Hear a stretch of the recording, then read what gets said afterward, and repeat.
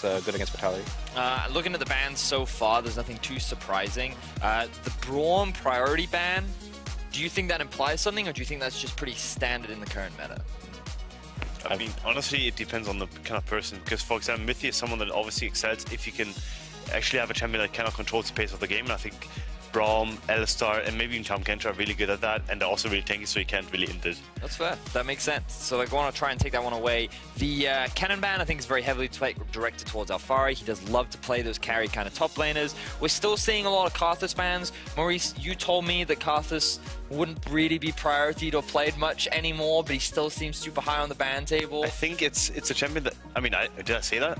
Whatever. Coming into I guess I said it, you know? Like, in that case, I think Karthus is a champion that like people are just scared of, simply because he offers this level 6 spike that will impact the map no matter what. There's no counterplay to it. He's going to press R unless you're in the vicinity, you cannot stop it. I can't remember which interview it was, but somebody said that it actually only impacts the clear speed something like 5 to 8 seconds. The reduced damage on the Q, was it you? That was also me, yeah. Every quote today is mine, yeah. Hussein, I'm getting flashbacks. Yeah, so, you know, I just realized wherever Alphari goes, he's never going to escape locking in Draven, unfortunately. But I do feel that given the current AD carry meta, with the recent Lucian nerfs, Draven is arguably one of the safest blind picks. Do you guys think that's also the case? Yeah, I think so. I think as far as teams go, like they're either willing to trade Draven Lucian for something that's more strong, but with the bans that are there right now, I think Draven's perfectly fine. Let's see what direction this draft plays out. Tahm Kench is now locked in for Jack Troll's signature pick. Control yourself, Maurice. Control yourself. You're on the professional side of the desk today. And of course, it'll be an Ezreal for Attila. So slightly more defensive, you know, protective duo lane here. So far, we know nothing about the draft other than, I mean, the thing is when you draft Draven, that's a lane you typically want to play through. But when you're going up against an Ezreal Tahm Kench, it's really difficult to play through that lane.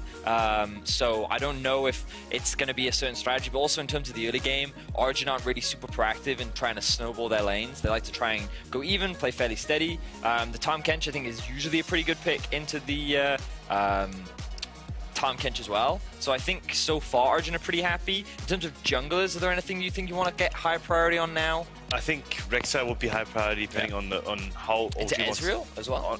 I mean, it's actually not a bad matchup. It's probably one of the best matchups for a jungler to get because there's no jungler that enjoys playing against Ezreal anyway. Right. So might as well take the one that does the most damage right now, and it's actually high in the priority. Vlad would be okay over here as well. Yeah, especially in LCK, it's been prioritized really highly for top lane. Give me a little bit of insights into why. What do you like about it in terms of, is it something that's been banned out? You know, Kennen and Jace gone, for example? Or I mean, I think Kennen and Jace being gone is a good one. And then also, it's just a safe top lane that scales really well, has a pretty good laning phase overall against a lot of top lane matchups right now. But more importantly, the meta also is catered towards top lane quite a bit. So in this case, Origin's drafted themselves a priority bot lane where they'll be able to control through mid. And along with that, a top lane that they can play through. And especially with events like Jarvan out there, Ken out there, Jace out there, his laning phase should not be contested at all.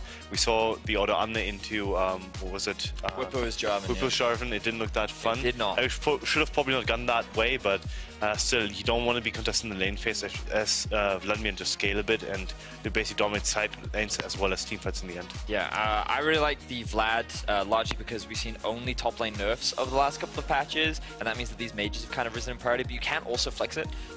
Moose was kind of alluding to it. It is primarily picked for top lane, but into the Zoe matchup, it's not the end of the world. But I feel like the Vitality are giving a lot of they're giving a lot of information. Like right now, I think Origen are very happy with how the draft has been playing out because they've got a very safe bot lane, they've got a very strong top side of the map. They can now ban any kind of strong counters, and the only thing that's going to be problematic for them is a potentially bad jungle matchup because Vitality have priority on it. No, I agree with that. I think the only way how Vitality can actually contest that three-man group so far is if they get a good jungle matchup, because in the end, like the whole comp screams.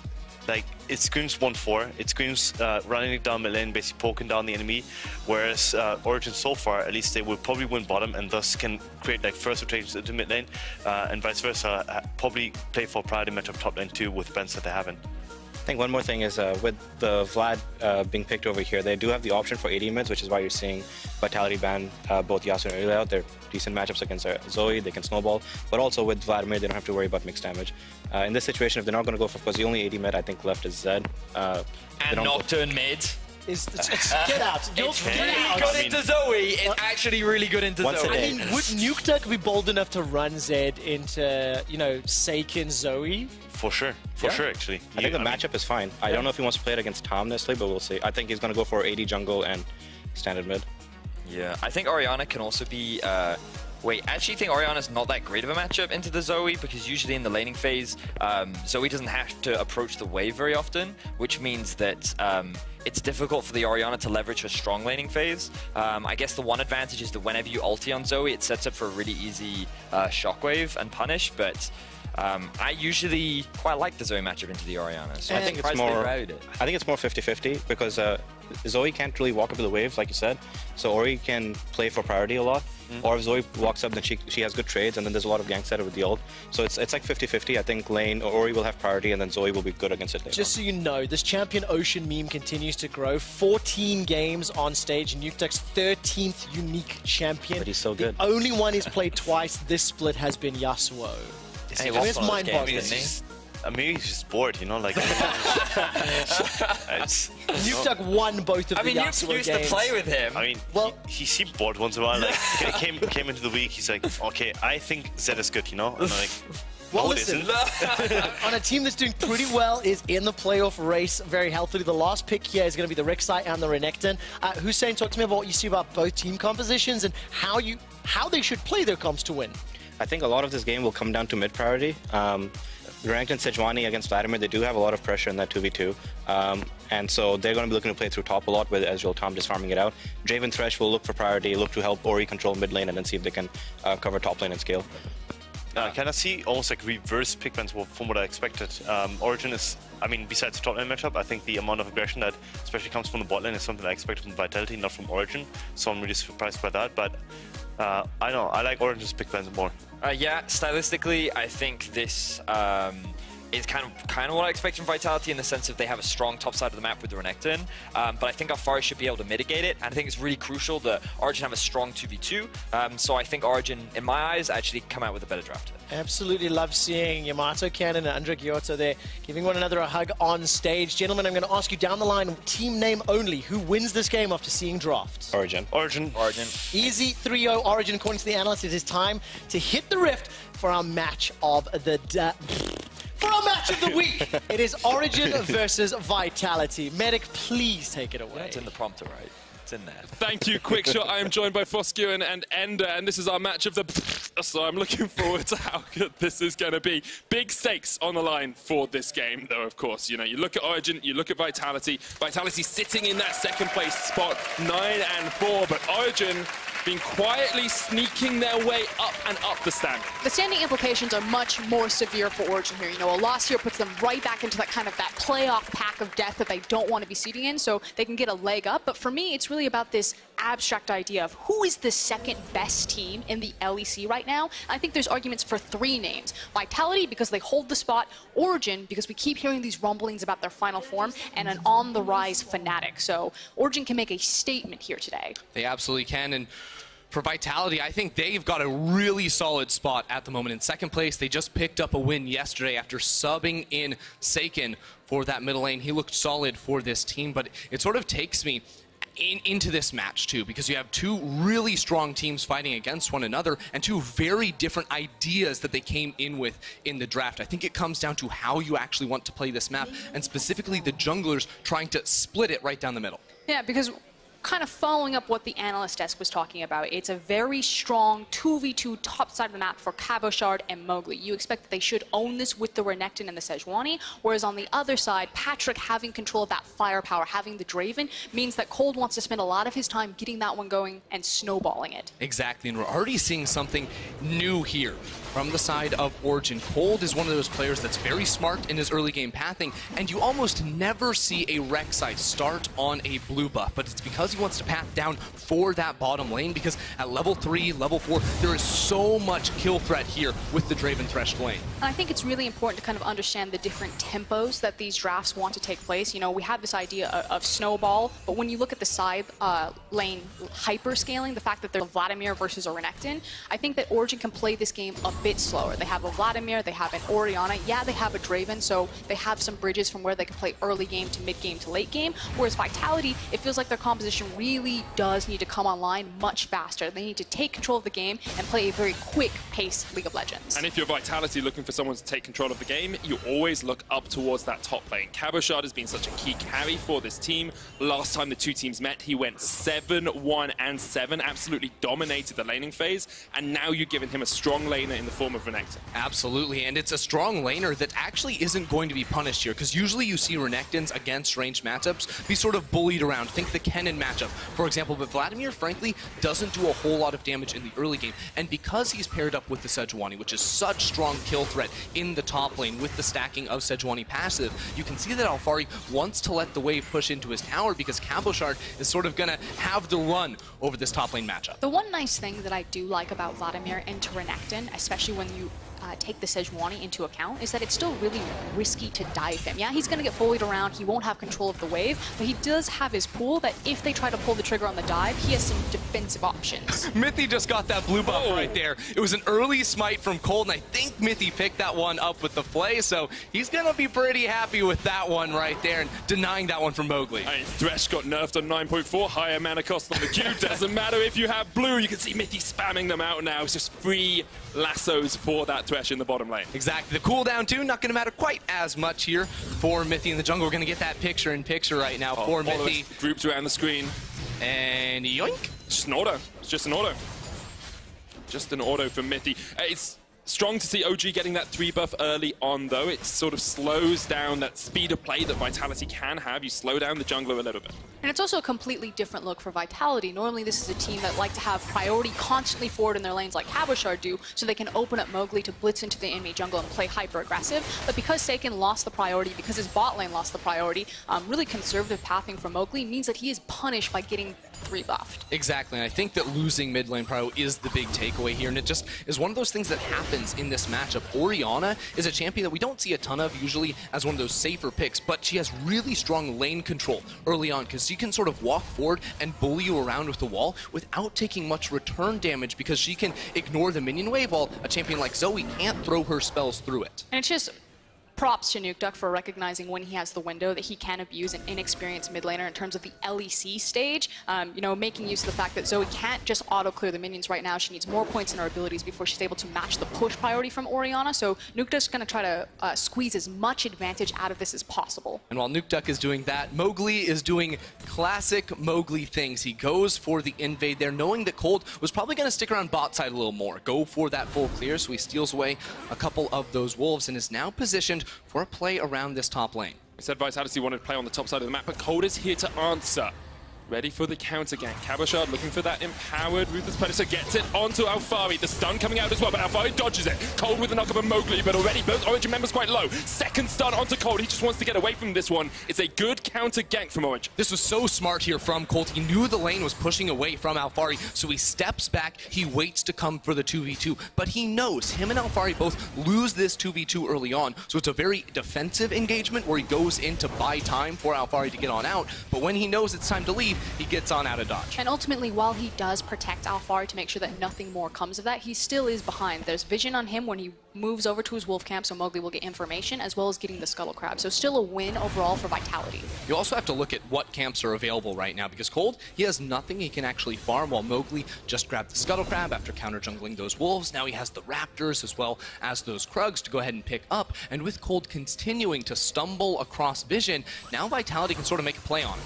Second gets a lot of damage down with the Paddle Star. Jackdaw is on his way up as well, but as soon as you hit the Paddle Star, Cold knows something's going on, so he's like, okay, I can back away from this one, not going to get hit by that Sleepy Trouble bubble. I want to just take a quick look at exactly where the lanes are sitting. CS lead for Nukeduck in that mid lane. It's about even in the top lane, and bot lane is actually well in favor of Patrick here. We haven't actually seen the junglers do too much down towards that, but Patrick with the Kleptomancy is sitting on about a 200 gold lead already.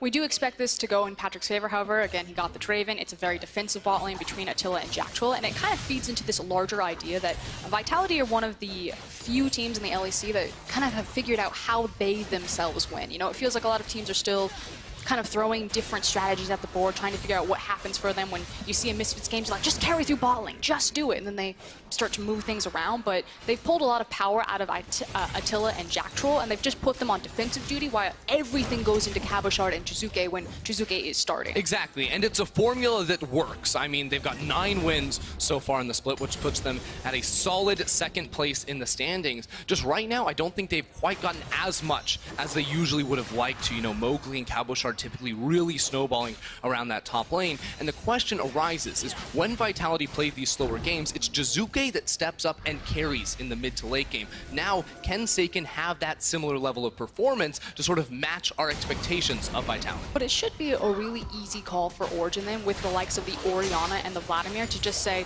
let's just absorb it. Let's just waste a lot of their time, and let's see if we can stall out Vitality and simply outscale them later on.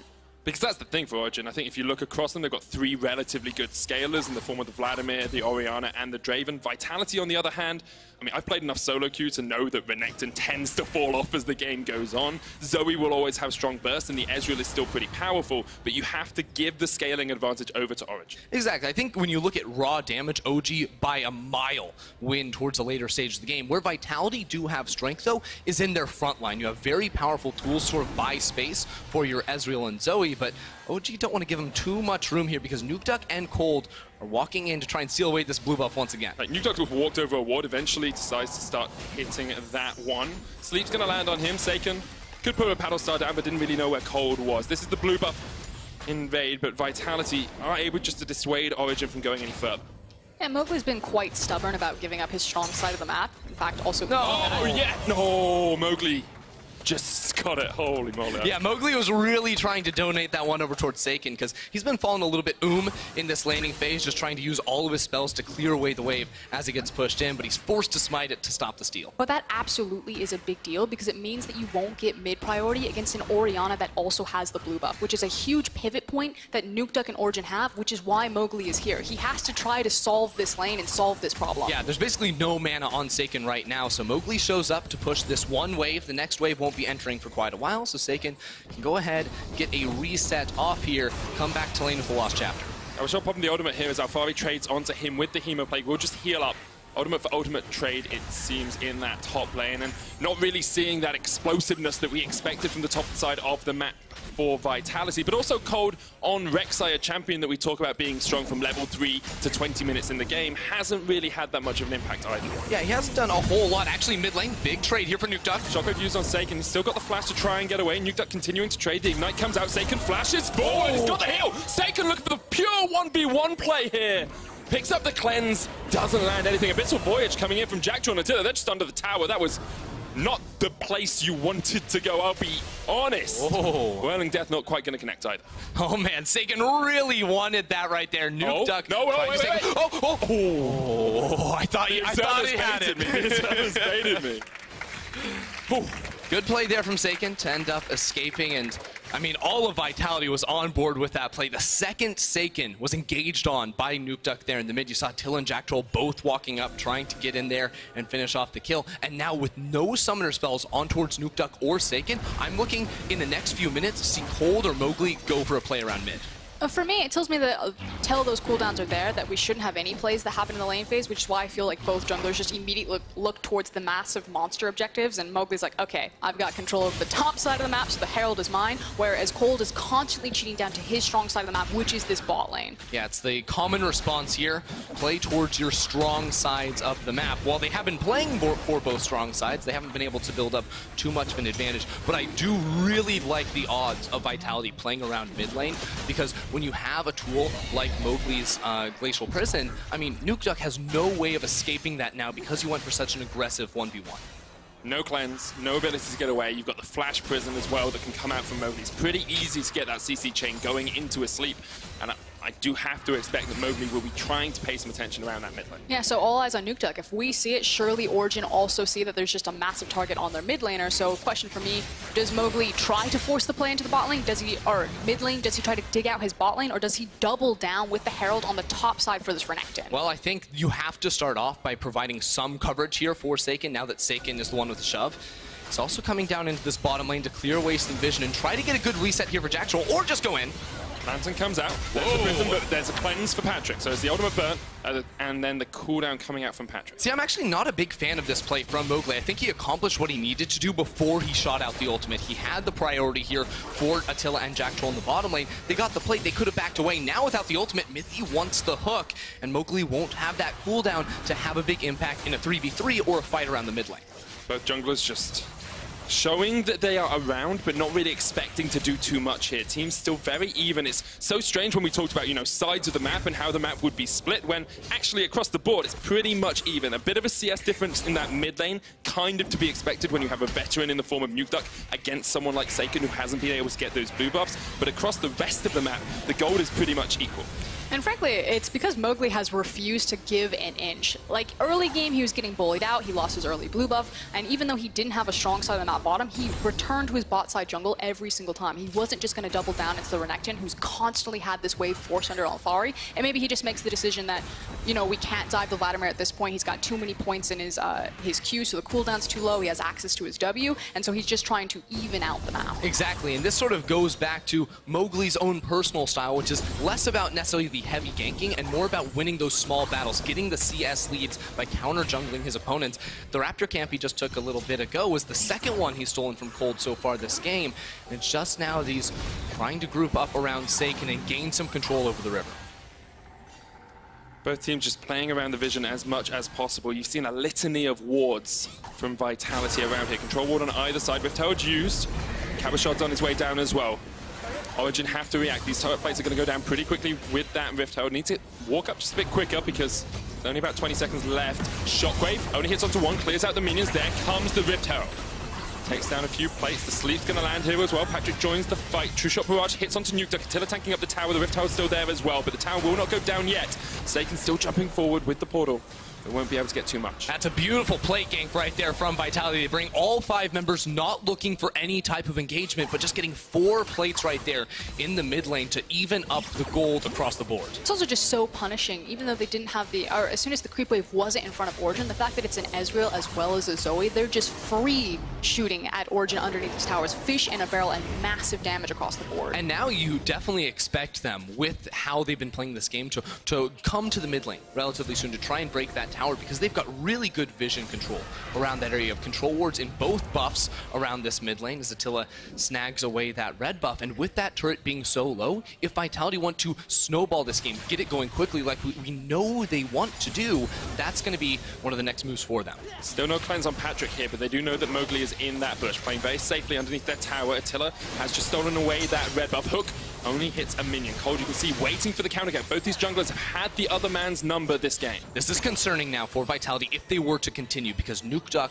was the first person to move out of the mid lane, so they will end up backing off. And it's once again no play here, as at 15 minutes still neither team has a kill. They've actually delayed their back. They're playing Ring Around the Rosie with Origen right now. Origen thought that Vitality had back, and they were actually trying to make a quick rotation into mid lane to try to force some pressure back onto that tower. But now that Jack Troll and Attila have revealed themselves to force in the wave, it finds Origen dead in the water and pulls them back to the bottom lane.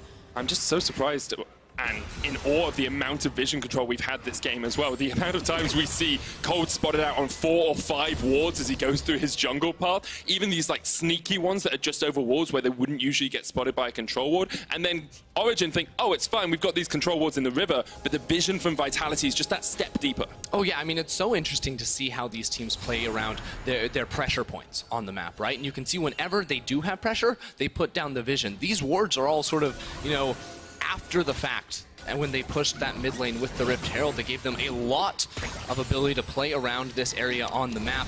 There's good news, though, for Origen that Nukeduck has both of his summoners back and available, and means that Origen can be a little bit more confident playing around the cooldowns of Mowgli's ult.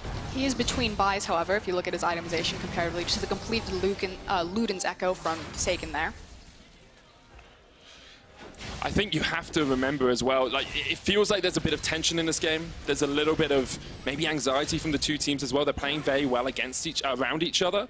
But you have to remember how close the two teams are in the standings and how much a win, especially for Origen, would mean to them. I feel like things are going according to plan. In Vitality's camp, again, they want to make the game go a little bit faster. They want to force plays, and so you see Mowgli constantly looking for opportunities, trying to be very proactive on the map, playing the vision war game while he's looking for picks, whereas on the other side, Origen, again, are just trying to absorb, play reactively, play a control style. It's much more about figuring out, tracking where Mowgli is, and then reacting appropriately to stay away from him. Yeah, you definitely want to make sure that you have your eyes on Mowgli here too, because Patrick, slowly but steadily, has been building up that bounty. 550 gold here on the Draven, and should be looking to cash in on that as soon as possible. The worst possible thing to happen to Origen now would to see him fall down in the next few minutes before he can cash in on that. But now my eyes turn towards Vitality because they finally knocked down this mid lane turret. This is actually the tool that's going to give them the ability, I think, to start to push down that mid lane and rotate, but actually he's caught. Well out of position, has the flash, has the exhaust. Is he going to try and get away? Pops the thick skin, looking for the flash. Catched in. This is not your solo queue game today, Jack Troll. Mithy catches out the young blood for the first blood. The latest first blood of the split as well, coming in at 17 minutes 30 seconds, 5 minutes later than our previous first blood. And unfortunately, again, it's the Vitality bot lane that just step out of position and are punished because they had just taken down the mid lane. Vitality are saying, okay, now we'll have priority of the mid lane. We can use this as the pivot point to secure the Mountain Drake. But Jack Troll gets caught. Did the same thing exactly last game. You can see Jack Troll, I'm actually not sure why he's stepping here, why he's running back in towards the river, maybe trying to go group up with his mid laners, but that is just poor positioning here from Jack Troll, and it is Patrick that cashes on 1,083 gold. This man is huge! Gone from a finished Bloodthirster to a straight finished Infinity Edge. Okay, this is why this is devastating. Yes, there are hyperscaling tools for Vitality's composition on the likes of the Ezreal, but again, it's mostly a mid-game tempo comp, and when you have a Draven that is this far ahead of the clock now, if Vitality are ever trying to skirmish or fight when Draven is in the fight, you basically lose all tempo. Now Origen can match that and also have the side lane advantage. Right now it's Mowgli walking here towards Alphari. Alphari has the ultimate, has all of his cooldowns, but Cold, his recall goes through. Alphari has his Zhonya's now as well, though, so tower diving of Vladimir like that is so dangerous. Now watch Jack Troll. He has the Abyssal Voyage. They can bring 4 members toward this top lane. Alphari also has the teleport. Mowgli's going to go in. There's the Abyssal Voyage. Good call on the end. Alphari stunned up, pops the Hemo Plate, goes into the pool, has flash, will flash away, gets to the lantern as well. Saken flashes forward, picks up a flash of his own, gets hooked back. Nuke Duck and Cold here for the answer, but Saken will use that flash. And meanwhile, Draven is just cashing in everything on the bottom lane. He does trade the tower back. He gets free EXP and free gold. Vitality using a lot right there to catch out Alphari, but with the defensive itemization and the assistance of Mithy, he's able to escape. And it's a big cooldown lost there for Saken. He flashed forward to try and finish off the kill, but didn't expect Mithy and the rest of OG to be that close behind. 20 minutes in, it feels like the speed of the game, the pace of this game has just intensified that little bit more. About 2,000 gold between the two teams. Only that single kill sitting on Patrick, but we are seeing these first, second completed items. Ludens on both of our mid laners. You've got the Proto Belt now on Alphari as well, and Cabochard sitting on a Black Cleaver and a Tiamat. And you have the double Kindle Gem Power Spike for Cold. That's a jungler spike. Thank you, Berlin. That's a mistake. Is that a mistake? Yes. Okay, this is what you need to explain to us then. Why is that purely a mistake? Why could he not be building 2 Kindle Gem items? Are there not 2 Kindle Gem items you'd want to build? Nope, they also, I mean, you're going Black Cleaver, right? And then you're probably going GA. You're not going to be using that second Kindle Gem. He definitely just clicked on it too many times. Well, that is a mistake. Gonna take that blue buff. Saken's on his way. There Thank you. Go. He gets it. He gets it. Okay, so next steps for these two teams. We talked about how Origen are pretty happy to scale across the board. Can they still just say, okay, we'll sit in lanes, we'll do this normal laning phase allocation and just start going for that next rotation of towers, or do they need to do something else? I mean, it's going to be pretty formula from here. You know that once your bot lane tower is down, you rotate around and you just have your little cannon ADC because he's strong, he's got the Infinity Edge, he has the Bloodthirster. Wherever he is, he just gets an escort service and take free towers. And wherever he is, Attila cannot match him at this point. The Draven just has kill pressure and will just win this isolated 1v1. And the biggest concern now for Vitality is the fact they're being forced to play around their bottom lane. Because Patrick is so strong, because he can build such a large advantage, seemingly just by himself, they need to bring everyone up here, and it nullifies the power of this Renekton, who's at level 13 and still done pretty much nothing. And all Origen need to do is be patient, because again, they cover the power spike that Vitality should have with how fed their Draven is. So I'm curious, do Vitality get desperate? Where are they going to try to break this game? Because they are on a timer, and I feel like it has to be around Cabo Shard. Yeah, I mean, for me, I think it almost comes down to this Baron buff, right? Because Vitality do have a lot of good tools to try and poke out some members. Smogly does manage to get away, but if you can control the vision, I like where their control wards are at right now. You can try to use this Zoe and use this Ezreal to get more of an advantage, but it just does not work when your top lane is getting smashed in by Patrick, and it opens up so much room now for OG to enter into the Vitality jungle.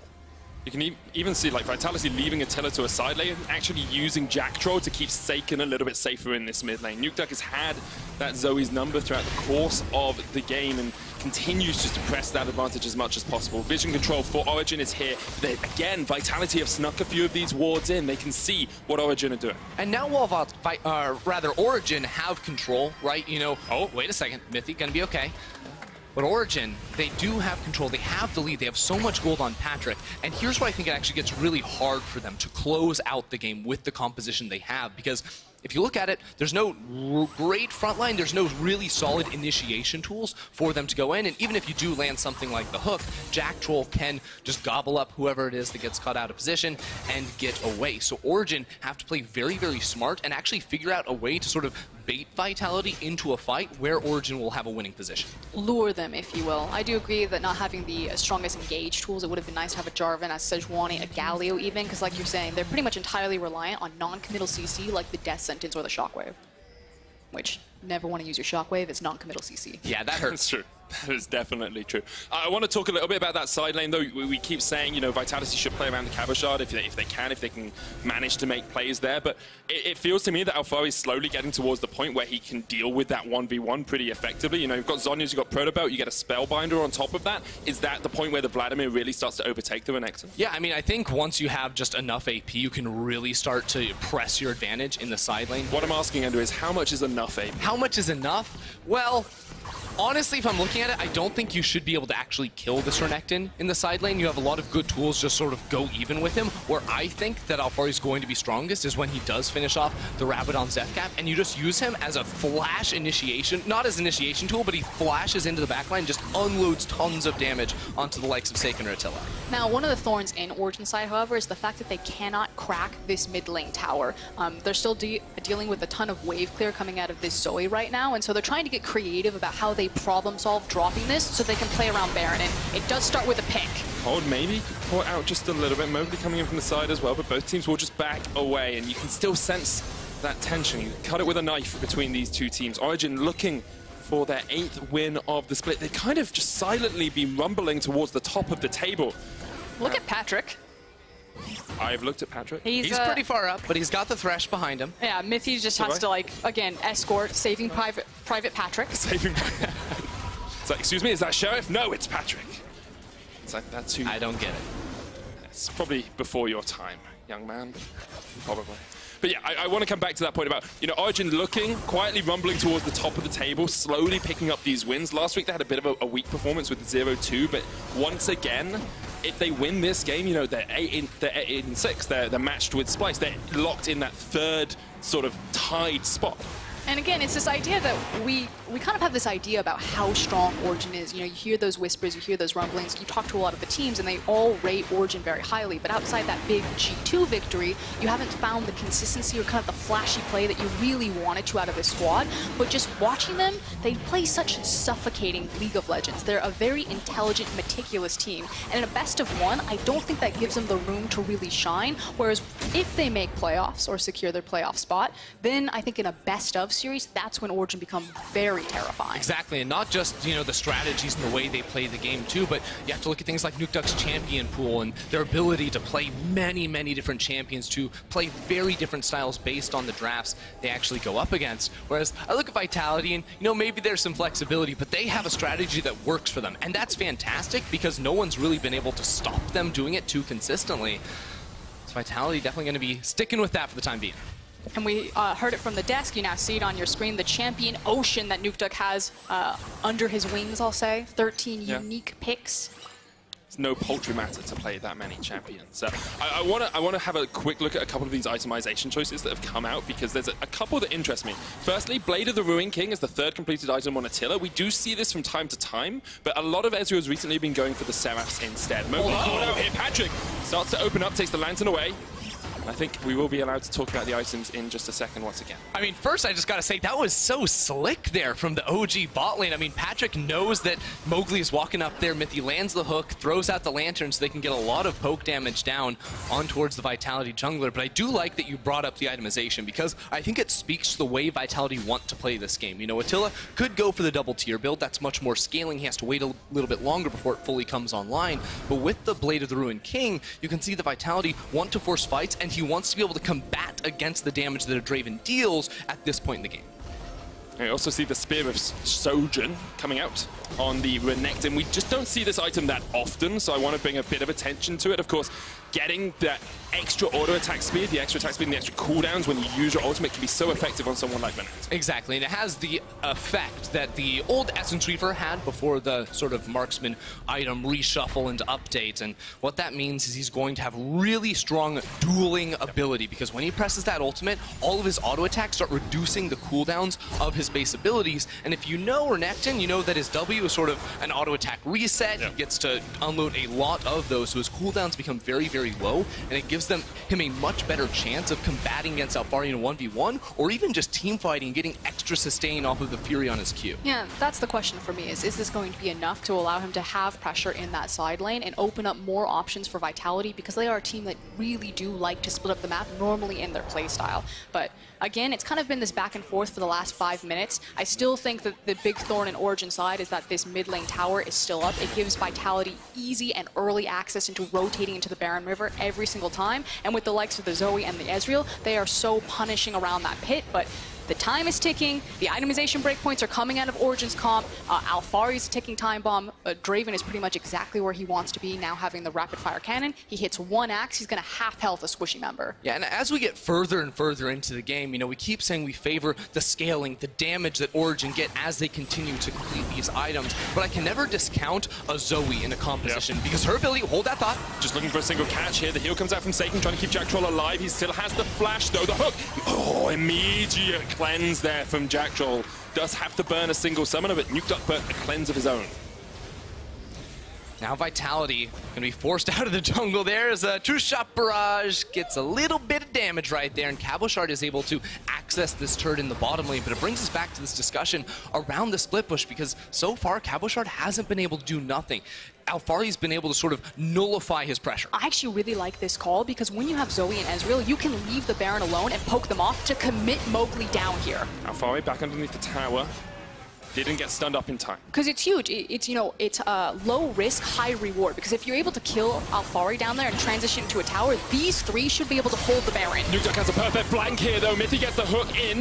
Looking for Nukeduck's shockwave. Doesn't have it up. That ultimate not available. Teleport coming in now. Mowgli actually caught out Nukeduck unawares. Has to flash away. Cabochard still looking for the chase. Teleport in behind Vitality as well. Origen needs to re-engage this fight, because otherwise it's all on Alphari by himself. Goes in. Hits the hero play. Here comes Patrick, the whirling death. Runs its way through Vitality. That's one down. Cabochard goes. Satan shortly to follow, and Origen find the perfect team fight around the Baron. So much damage there on the flank from Alphari. Mowgli is chunked, Attila is out of the fight, and Origen have complete control over this objective. It took us 30 minutes, guys, but finally Origen pulled the trigger, and they got the big win. And boom goes the time bomb. There's level 16 Vladimir, that's 3 points in the ultimate. It is going to hit like a truck, and it melted through Vitality there. That was what they needed. They now have the Baron. The mid lane tower will fall over, and Origen should be in complete control. And you can see Vitality off the resets. They're trying to run over and scramble scramble for an objective with this Infernal Drake, but there's 5 members of Origen on the way, and they're going to make sure Vitality have no chance. Origen have been so in control of this bottom side of the map. They've already got 3 dragons to their name. Vitality are trying to stop them getting this 4th. I'm going to go one step further. Origen have been in control pretty much this entire game, outside some cheeky plays from Mowgli to try to plant his feet and say, no, this is my jungle. I will not let you create a strong side of the map.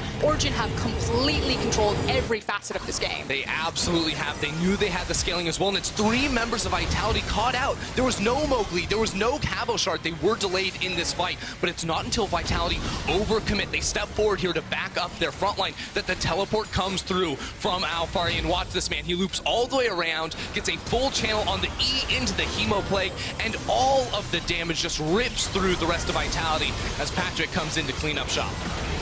Good stuff all around from Origen. I thought for a second they were too split up to retake the fight, but Alfari showed us why his name is always bandied around in those top laners in the European LCS. Now Origen, a 5,000 gold lead, 32 minutes in. They have the Baron sitting on them as well. It looks like Cold is going to be the one to push down towards this bottom side. It seems to be a 1-3-1's been enacted. Now the one advantage that Vitality do have here is they still have an abundance of wave clear, and they have very safe wave clear on their composition. And we talked about how Origen don't have a lot of hard engage tools. Again, the rapid fire cannon, if he hits one person with the axe, that's all you need, half health someone. But it's really on to Vitality to engage into Origen, to pick the fight. So Origen should be able to say, okay, we're probably going to get an inhib, or that's what we want. But unless Vitality fight them, it's very hard for them to force that. It definitely is, but Origen right now, you can see they're sort of splitting up the map. They have Cold splitting down in the side lane on the Rex side, Alfari as well up top lane, building up, double stacking that way for the maximum pressure. But Vitality have 5 members around the mid lane, but can they pull the trigger? I don't think so. I really like this split though, because Cold can join the fight so quickly. Patrick cleanses away immediately out as Mowgli went for the engage. And without that huge ultimate here from Vitality, it gets even more challenging. You have to be relying on a sick bubble here from Seiken, but with now these Baroned up minions whacking on the towers, Cold doesn't even have to do anything except sit here and keep the buff on top of them. The more I watch Origen, the more they seem like the silent assassins of the LEC, the team that lies in wait, that are patient, that are methodical, and then eventually just strike and take you down. Of course, we have to remember Vitality playing with a substitute mid laner today, but Origen continue to go from strength to strength. It does feel like you don't want to take everything away from Vitality because it's not the full roster, although I don't think this game was Seiken's fault at all. But at the end of the day, both teams played well, one team played better. And Cold is still in the bot lane, they want to go in. A bit of voice from Jackdaw, but it's just a the fight straight away. The sleep lands though, Alfari down as well. It's a 1-4 trade support for top laner, and now we'll see if Origen want to keep pushing forward because Cold's still down towards that bottom side. Mithy goes to sleep, Seiken there, landing the paddle starts from long range. Attila jumps forward, but the redemption's enough to heal Mithy. Mowgli jumping now. There's the shockwave though, it hits onto 2. Patrick's going to turn this one around. Look at the Draven. The axes are spinning and Vitality are falling into their graves. Mowgli lands the long-range glacial prison. Seiken forced off towards the bottom side, but Cold's going to keep chasing them out. And now this will be 3 inhibitors for Origen. You have to feel they're looking for the base. Cold is still looking for it. Seiken trying his best to hold on, and it's just Attila. It's just Mowgli trying to hold on. Both towers go down. What can they do? Game by game, kill by kill. It looks like Origen are realizing their true potential. Mowgli trying to do what he can to stop Patrick, but you just can't do enough. Patrick landing the axes into the back of Vitality, into the heart of Attila, and Origen will take down Vitality.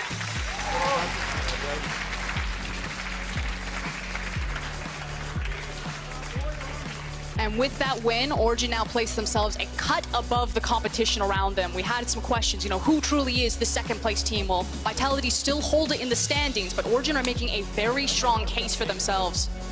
Origen breaking out of the pack, making playoffs seem so much easier. The road there becomes so much simpler when you do have the advantage over all of those teams, that massive group fighting for 6th place, 5th place, trying to sneak in. And now Origen, their eyes aren't on the teams beneath them, their eyes are on the teams on the top. And before we really dig into the praise for Origen, I do want to turn the mirror, look at Vitality. Again, playing with a substitute mid laner, Seiken did play well, and ultimately this game didn't come down to one team just playing worse. Both teams played well, one team played better, and I think it goes back to Origen's game plan, how controlled they were, making sure that they had defensive options in the top side of the map so they could absorb a lot of the pressure that they knew Cavo, Shard, and Mowgli would throw at them. Huge props to Oh Alfari. man, I think that the Vladimir pick was so key here for Origen to just stop Mowgli from making anything happen on the map, and it just slowed the entire pace of the game down. Origen knew they could scale up. All they were waiting for was Vladimir to hit level 16, and then you saw it. Team fighting became a thing of beauty here for Origen as Alfari made the teleport flanks and got the big wombo. And it did feel like that big breaking point, while it did kind of crescendo to the team fight, was Draven picking up that massive cash-in. To go from a Bloodthirsty to an Infinity Edge meant that Vitality could no longer just force the tempo of the game if Draven was in the fight, because he was going to hit like a truck. I think you have to take a second just to appreciate Patrick in that game as well. Like, his positioning was always on the front line. His teaming up with Mithy for the lanterns, his cleansers were on point. This is a man that when we saw him on H2K last year, we would have said, you know, he looks like he has potential, but does he really shine by himself? Now, I think we see Patrick really realizing his true potential. Oh, he absolutely was, and it was him alongside Mithy as well. I think that's sort of the unsung hero in this duo because, of course, Patrick, team fought great. He was kiting, he was doing everything he needed to do to smash in these fights, but it was Mithy that protected him early, that found the picks with the hook, and it was that duo that took Origen to the finish. I mean, everyone knew what their responsibility was that game. You know, Alfari, I need to absorb pressure. Nuke Duck, I need to help cold control Mowgli, and Patrick and Mithy just go ham, be that kill pressure and be that early game bridge point. And that's the thing, when it comes to Origen, every single member has a case for an MVP from their game, and that's why they're so terrifying as a team. I think we give it to the control wards. Vision control was paramount. So Mithy. It means no one loses out as well, right? You just give it to something that isn't one of the players, because everyone was so on point. Just coming back to playoff potential and how these teams are now looking coming into playoffs, I want to stress both of these teams should make playoffs now, right? They both got Rogue and XL left to play. Those are not guaranteed wins, obviously, but they're games these teams would expect to win. Vitality alongside that have G2 and SK, probably two of the tougher opponents to face, especially after seeing SK play today. And Origen have SK and Schalke. So I think they're looking at 3, maybe even 4 wins out of their last 4 games. Yeah, I mean, I think Vitality especially now have to not necessarily worry, but keep in mind that it is possible to fall out of the second place spot. Yep. We've seen what the new playoff format is, how important it is to be top 2 and guarantee yourself at minimum a 3rd place finish and that ticket to Rotterdam. So they're going to go back after this loss, I think, try to think through where the opportunities were that they could have pressed the envelope and made a play, and then come in stronger next week. Thankfully, we didn't have to pick the Kia player of the games, but our producers have picked Alfari, Nuke Duck, and Patrick for your match of the week Kia player of the game. Candidates, vote on at LollySports on Twitter right now. Go over there. Chuck your vote in. We've had a vote today that was 33 votes different. Yeah, go on. Let me get in there. You do that, Fosk. You get on there. Enna and I will talk a little bit. Yep. So, Fosk, really good color cast. Patrick. She's fantastic. On Draven. But also sometimes gets a little distracted. You just click on the vote button, Fosk. It's all about the comments. You made it look harder than it is. But yeah, would you give it to Patrick on Draven? I mean, I think so, because he was the flashy play and he was such a pivotal point of that. But again, I think it's just a team effort from Origen, and again, that's why they're terrifying. Patrick gets my vote. Okay, well, Nuke Duck's gonna get mine because I know he's standing over with Law, and we're gonna go and see what he thinks about taking down Vitality. Nice toss. Thanks. Thank you, Medic, and thank you for joining me after this game. I gotta say, this looked effortless from you guys, but how do you go from 0 and 2 to 2 and 0 this week? We just we got a bit complacent, I think, after winning so many games. So we didn't focus that well on our macro and team play. So that was a huge focus this week, and I think that's why we can win games, you know, without outplays or anything like that. Even though, you know, we played good, but yeah. And you're getting closer and closer to playoff, which is good. When I asked Gilotto about this yesterday, he said that the games matter more than the opponent itself. Do you agree? I mean, I don't know what this is trying to say, is that, you know, each game matters, but of course we study our opponent for the game, but yeah, we take it step by step. So first we think about Splice, yesterday we think about Vitality, and yeah, we just take it step by step. I got two more questions for you. Medic was saying that you should get player of the game. Do you think you should, or someone else in your team? What is your position on that? No, I don't know. The people can decide. Like I didn't play bad, but at the same time I didn't do any sick plays. So yeah, I don't know. Maybe Barney or Patrick or anyone actually can get it. Yeah. But do you intend on playing a new champion every time? No, but I like to, like surprise the opponents each time and just learn more styles. But it's more like as the meta develops, I always try to, stay ahead of it. So like last weekend after I lost with the Zoe against Oriana, against Fabiven, I thought, that's a pretty good matchup. And it's like, if you play it well, it can be pretty good. I could have played better, I think. But yeah, I just try to learn and adapt all the time. Yeah, and I think it's a really good strength from you guys. Thank you for joining me for this interview and congratulations on the 2-0 week. Thank you. We're gonna send it back to PGL with Trevor, Gilotto and Attila.